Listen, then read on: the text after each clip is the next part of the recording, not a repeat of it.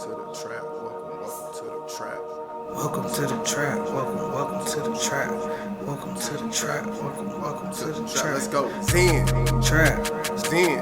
Trap. Zen. Trap. Zen. Trap. Protect. Welcome back for another ZTC Zen Trap Chat. I'm one of your two hosts, Zen P. Yogi LG. Our mission here at the Zen Trap is to inspire and empower people to continuously seek internal peace, to maximize their personal potential. We got a great, not guest, but we got a great episode for you today. Yogi LG, why don't you tell them what we're talking about today? Hey, today we are capping off the year. We're going to talk about the travel recap, Zen Trap Travels. We're going to talk about how we felt like our year went, just overall, our feelings. We're just going to chop it up with y'all. So, P, how do you feel like your year went overall? Overall, Give me a number, too. Give me a 1 to 10, too. 10 being your best year yet, 1 being your worst year yet. And then tell me where you at for 2022. I'm just thinking like an engineer. Like logically, I would have to have more values for it to be my worst year, my best year. If I'm ranking them like that, how long I've been alive. But I wouldn't say this was like my best year, I guess. But this definitely was a solid year. I give it a solid 9.5, 9.4. That sounds great. Yeah, It's a good year. yeah. But it doesn't mean it didn't have like all these. Like it was a lot of stuff that happened, challenges in the year. I just felt like the way I responded to them and the lessons I learned from those challenges and some of the friendships I've gained just made it for a year, and especially the travel itself made it for much more of an eventful year. So definitely solid 9.5 for me, just again from a life lesson standpoint. What about you? I'm probably gonna get a year like an 8.5. Okay. I think I did a lot, but I went through some hardships this year, some tough times. Things I thought were gonna play out a certain way didn't play out that way. So it's a little letdowns, but I think I responded well to them. But definitely I'm gonna give it an 8.5 and not higher than that, just because some things just didn't, pan out how I wanted it to. So, but it was, overall, excellent year. When did you have a bad year? When did I have a bad year? I'd probably say like my You don't have to tell me why, or you don't have to okay. go into why. Like you can highlight why, but like you don't have to. 2009. 2009, tough year. Tough year. I think my second year in college, it was a lot going on. Okay. It was a bad year. I kind of lost my way. Yeah, it was a bad year. Okay. For me, I just feel like I'm just such an optimistic person. Yeah.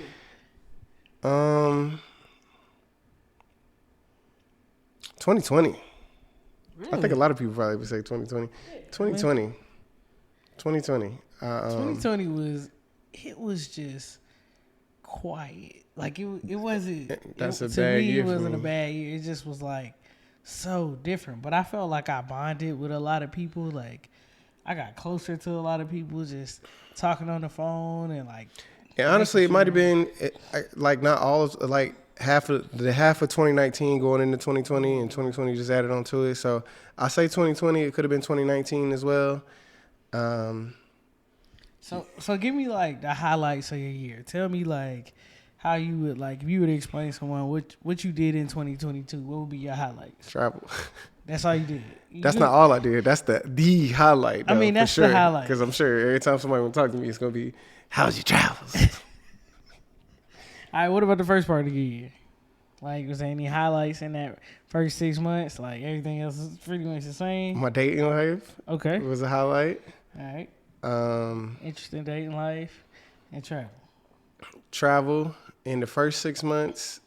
In the first 6 months, starting this podcast, All right. super highlight. And then in starting the podcast, all the prep work and growth around doing podcast work and getting prepped for travel. Like my whole year felt centered around this travel. Yeah. What about you? Um, Same, like first half. What's your highlights? First half of the year, I got a different job, so I got into a new role. I've been trying to get into like leadership roles, so I was able to do that. That was pretty cool.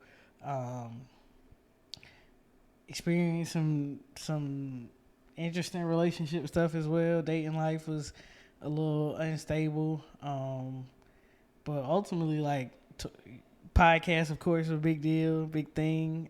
Transitioning into moving in with you, like living with somebody, living in Dallas. It was just a lot of change and stuff for the first part of 2022, and then getting ready for travel. And then after travel, I got back early, as we know, and then it was all about like recovering my knee and focusing on myself and spending a lot of time with myself. It was just me.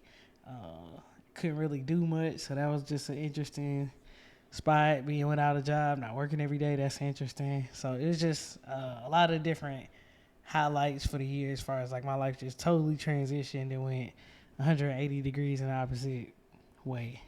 So it's pretty interesting. Pretty eventful. Pretty eventful. So let's talk about the travel a little bit. Like, how did you feel that travel went for you? Like, do you feel like it was exactly what you expected it to be? It was a lot different. It's way different. Major thing was you, of course, having to cut it short. I definitely wasn't prepared or expected that I would be by myself, so that's what made it so different. And being by myself, I guess, yeah, I think that's just what ultimately made it different. It's just being by myself in a lot of different places. Because I know with another person there, you're definitely going to be a little bit more adventurous. I definitely would have still tried more of, like, I would have done some of the activities that you would have wanted to do, which is cooking classes. Been more adventurous as far as like nightlife activities as well, just because it's safer and it's easy to rile each other up versus if it's just one person, you kind of can easily just be like, I don't really feel like doing nothing. But as far as everything else, I think the destinations itself would have been similar. Still got to try a lot of the different foods, see a lot of the different things that I wanted to see. I'm not like, I guess, distraught about it. I just know it would have been better. Yeah, absolutely. So would you do it again? I would, not for this long of a stint. I would do a short stint. I definitely think it's so much more value in if you are able to do like a week or 2 weeks in some place or bounce around in different places that you just get more travel bang for your buck. I think 2 weeks to a month or 2 months max. Well, I wouldn't even say 2 months. A month is probably the max that I would say, especially if you're in a consistent work schedule. It just gives you just enough time to start feeling immersed and getting into a rhythm over there. And then right before you're starting to get like homesick and ready to just be back home. I think that month sweet spot is like... And 3 weeks is probably good for me. I think 3 weeks is perfect. You get to do a lot of stuff. It's definitely like 3 weekends. I like to at least get 3 weekends in a 3 weekends, but like I said, it depends on where you're going and what places you're trying to see. Because it might not be enough time because you got to count the travel time that you're going to have to use as well to get to those different places. So I even say like the month I was traveling with you was still super eye-opening. I still had a lot of fun. It was definitely, I would even say the first 2-3 weeks is just getting adjusted to not working every day. Yeah. Like, crazy. But I think even in those first 2 weeks was a great example of what I envisioned the trip to be, is that me and you together are way more social than just one of us. Yeah, so it's a lot easier to meet more people, talk to more people when it's both of us kind of going in a group setting versus it's just one person. Is not that it's harder, but it's not like impossible. It's just I'm not that sociable or outgoing by myself to just come up to people and start talking the conversation. I'm not that good or enjoy small talk enough to do that. All right, so what was your favorite location? My favorite location was Greece, just because all my friends were able to come out. I got you. The amount of people, especially after having like that month to myself, it was nice to have friends there for a week, be able to do what they want to do, start doing stuff with them, talk to them for a while. The food and the location, it was all the locations that none of us had been to before, so it was nice that we all hadn't been there. We all are learning, all exploring. Greece. Dope. All right, Greece. The views, the food. I would say out of my stint, man, that's tough. probably had the most fun in Dublin. Like just I would say that. yeah, I probably had the most fun in Dublin, just like going out. So we had kind of like a tour guide, somebody to tell us where to go and the spots to see. So I probably had the most fun in Dublin. Would you encourage somebody else to do like a travel stint? Like, oh, you should definitely. Yes, for sure. If you can do it, I highly encourage you. I just again would say it's got to be something you want to do. If you don't want to do it, don't do it. Because if it, when you travel, you have those things that I think me and you have talked about, those mishaps. Just even like right now during the holiday season, flights getting canceled, luggage getting lost, luggage getting towed up, getting stranded somewhere. Like stuff is gonna happen while you're traveling. So if you don't want to do it, or you get very frustrated by stuff like that and not good at flexibility, do not do it thinking you're not gonna have to change and check and adjust and stuff. Like you got to be able to feel like you're okay with changing on the fly, or you're gonna be in for an emotional roller coaster. All right, what would you say was like the most uncomfortable moment while you were overseas? Italy. All right, so Italy was almost like coming off of drugs. Like it was like a dopamine high when my friends was there and stuff. And then when everybody was gone and I got to travel by myself to Italy, first getting there was cool. But when I checked into the Airbnb and it was just me, I think I got super frustrated because it was super hot in Italy. My Airbnb was hot. It was like the Wi-Fi was super weak. Had like and so just little stuff was starting to get me frustrated. And then I had to get back to accustomed to just being by myself and like winding back down to it's just you. So that first couple of days, my back was starting to like kill me from having to carry bags, like the book bag on my back, plus pulling bags all day long to try and get to different destinations. Like Italy was definitely a challenge point for me where I had to really like how do you feel like you got like past that? Like what brought you to back to like a IEP? Let's get it back together. Or did that happen? Yeah, I think having to remember my why, kind of like when we talked about with Wallace's book and stuff and what he wanted to do. Remember that I chose to do this. I could go home at any time. I'm not forced to be here. That helped a lot. So level setting on my why. And then whenever I did feel like something was going wrong, I would ask myself, for example, with my back, and I think I talked about this a little bit too. My back is hurting daily. Okay, your back's hurting. What are you doing to try and make your back not hurt? Are you taking preventative measures? Are you resting? Are you stretching? What are you doing so your back doesn't hurt? If you're not doing nothing, you shouldn't be complaining.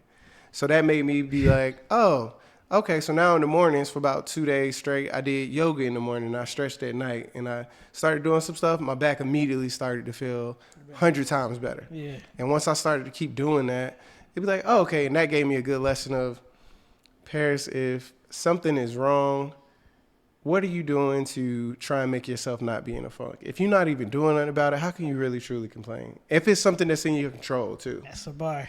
Something that's in your control. Because How can you complain and you ain't trying to fix it?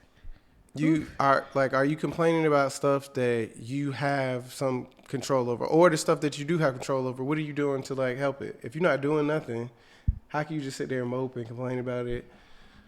That really was perspective shift for me to like take action and control what I can control, especially when it deals with physical pain or my mood or something. Like, what are you doing? Are you going on a walk? Are you what are you doing? Right. So would you say traveling was the best part of the year, or was that just a big part of it, or was it like truly what was the best? It was part a of big part. I would say it's close to the biggest. It's close to the biggest for sure. I think the only thing I can compare to it is, again, my dating life. Like, that was a huge part for me, that transition. Super grateful for that. I think I learned so many lessons just from inside of my dating life and the person I'm dating now. But, yes, the travel was probably the hugest because it's just seeing, like, travel just open your eyes up to so many different things, not only different people's cultures and stuff like that, but it challenges you as well to like adapt and learn quickly. Does. It challenges like everything. Every time you go to a new city, it's a new, cause you remember easily from when we went from just from the UK to, like you said, Dublin and Portugal, just from those three different places of how drastically different the bus system is, or whatever it is. You got to kind of, all right, cool. I know I need to take the subway, but which line? What's the currency? What? So Yeah, it's definitely an adjustment for sure. Um, so I guess what's something that you like a piece of maybe knowledge or a habit or something that you started in 2022 that you absolutely want to carry over the next year? mm, well, I feel like I keep saying routine. That's definitely the biggest one because still working on that and ironing that out. Still, I think I just want to stay in the habit of continuing to learn. So I read a lot of books this year. same. I want to continue reading books and it not just be for this podcast, but let that be motivation to read them. But I want to continue to like challenge myself to grow and challenge myself to learn different subjects on different topics that I don't know and dive deeper into self-help, self-awareness type of area. What about you? I think that I would probably say like manifestation. Like I probably started truly focusing on my words and what I say and like truly trying to manifest the things that happened in my life. And I saw it do its thing this year, and I want to do it again next year. Like believing in what I want, saying it, visualizing it, meditating on it. I gotta continue that. It it showed itself. It showed its head this year, and I was just so grateful and yet amazed all at the same time. So that's probably the biggest thing that I kind of picked up on doing in 2022 and want to keep doing in 2023 for sure. Um, what do you say your biggest lesson was from the year? My biggest lesson. Reading was big for me too this year. That was great. I ain't never read so many books in my life. My biggest lesson. I can be a better listener. It's a good lesson. Did you think you were a good listener? Of course. Of course. I'm the best. I think I think I have issues with memory sometimes about certain things. I think I have Same. very selective memory, but I thought I was a good listener, and I found out how much better I could be at listening to make sure I'm responding correctly and just gathering clarity on things, not assuming things more. And I thought I was one that didn't make assumptions like that, but it's still way more I got to learn about listening and making assumptions and getting clarification to make sure I'm answering and responding and speaking more concisely and communicating well. What about I you? would even say like what, and I don't know if this is my biggest lesson, but you saying that made me think about just like listening to respond versus listening to understand. That's something that I think I definitely like saw myself doing a lot this year, and I was like, oh, wait a minute, Lindsay, are you listening to understand, or you just like looking for a way to respond back with something counter? So that's probably a big lesson. I don't know if that's my biggest lesson, but that's definitely a big lesson. What's your biggest? My biggest lesson for 2022. Shit happens. Like probably like just really like learning that like things may not pan out how you want them to, and that things happen that are out of your control, and you just got to make the best of that situation. So that was a really big lesson. My knee being down was just, it was so layered with lessons. Can't imagine. It was just like, wow, this is, some stuff I just thought wouldn't happen to me. And so when it happened, I was just like, wow, yeah, Lindsay, this is life. This is what people be talking about. And I would even say, like, and I've said this before, I don't feel like I've been through a whole lot of hardship. And some people feel like I have. But me personally, I don't feel like I've experienced a lot of bad things to me specifically. And so starting to like one thing that happened and I know like, oh yeah, that was tough and you had to deal with that on your own by yourself. It kind of made me realize like life ain't always gonna be easy street for you. So that was a good lesson for sure. All right, what are you looking forward to in 2023? Like whether it's plans, whether it's I know I want to do this and I want to get this done. What do you think you're looking forward to the most for next year? I'm looking forward to taking lessons I've learned in 2022 and actually applying them more. I'm looking to try and simultaneously be in aggressive action and aggressive, still learning on the way side, but aggressively trying out the stuff that I'm learning in books and stuff. Like I want to be in consistent action and looking to grow. What about you? Practicing what I preach. Like I've been podcast is a platform to talk about what you think is good and what you think is right and what you think you should do, and putting those things into practice. And I've been doing that a little bit, but ultimately, like I got a whole new catalog of information in my brain that I get to try to practice those things that I've been preaching. So looking forward to that, and just looking forward to being more uncomfortable and getting comfortable with that. Like knowing like things ain't it's not gonna just be how you want it to be, and watching myself handle those things. Like how you gonna handle this situation, what you gonna do. So I feel that. looking forward to that. What's when we be having friend end of the year dinners, one question we did, a game we did, and this was probably could be 4 years ago now, I'll be losing track of time. Yeah. What's one thing you would take from me to give to yourself, and what's one thing you would give to me that it ain't necessarily got to be something you have? What's one trait or quality that you would give to me, and what's one thing? And I think we did this. We did this with the Grease video, Zen Trap Chat. Oh, do we? You did it for all three of us, Oh, yeah, I probably but did. it's cool. I think your ability to consistently communicate, like to not give up on a communication. Like I'll just be like, fuck it, like they ain't get what I said, it's a wrap. But you make it a point to like make sure someone understands you, that they hear you and they understand where you're coming from. So I would definitely take that from you, and if I could give you something,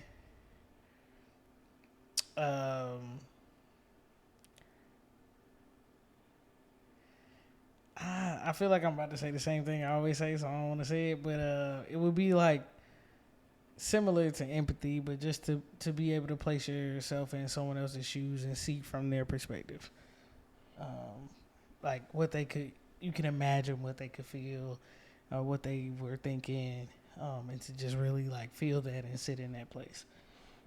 I agree. I think I was gonna say that. That's one thing I would take from you is being able to do that. I think where I struggle with it is I can put myself in their shoes. I can imagine the situation, but I would handle it differently still because I know my perspective and my views. Mm-hmm. So it's still it comes across differently. So I definitely would take being able to, I guess, be more relatable and empathetic in situations like that, and or if not that one, I would take being able to protect people's energies per se, like when like the mood of a room, be able to protect the mood of a room. I'm the complete opposite in that sense, that where I know me and you and our friend group can definitely shift the energy in the room, like we can bring it up, bring it down type of stuff. That's show. I would like to be able to protect it more because in awkward situations, I could just make it more awkward. And I usually tend to lean towards that way. I think I do it with pure intentions on the same side of, hey guys, let's just go ahead and swim on through the rest of this awkwardness so we can get to the other side, versus everybody just trying to be like, let's swim away from the awkwardness and just leave it over there. I want to just go right on through it.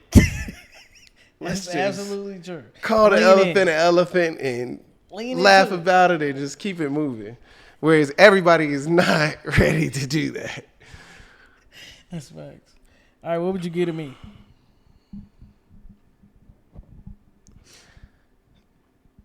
I would want you to be more unfiltered.